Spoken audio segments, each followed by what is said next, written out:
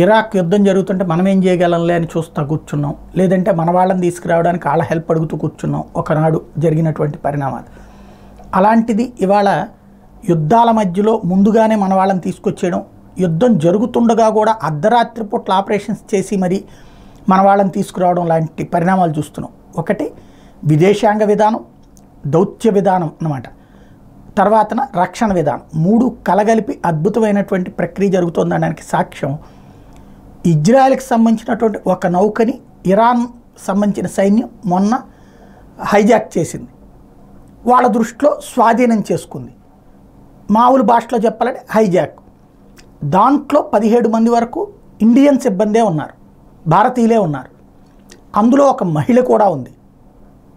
యుద్ధం మధ్యలోనే వాళ్ళతో మాట్లాడడానికి ఇరాన్తో మాట్లాడి ఒప్పించాడు మన విదేశాంగ శాఖ మంత్రి జయశంకర్.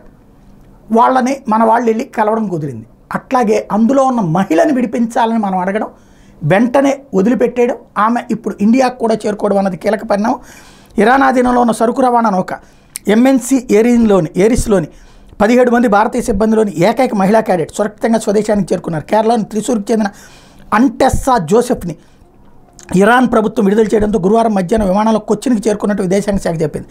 మిగతా 16 మంది భారతీయ సిబ్బందిని సురక్షితంగా విడుదల చేయించేందుకు ప్రయత్నాలు కొనసాగిస్తున్నామని స్పష్టం చేసింది. వాళ్ళంతా ఆరోగ్యంగానే ఉన్నారని, భారత్లోని కుటుంబ సభ్యులతో ఫోన్లో సంభాషిస్తున్నట్టు కూడా చెప్పింది.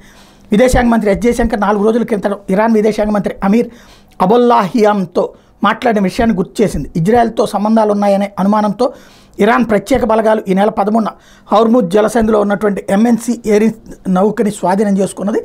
అయితే అది మాకేం సంబంధం లేదు, అది వాణిజ్య నౌక అని చెప్పి ఇజ్రాయెల్ పక్కన చెప్తోంది.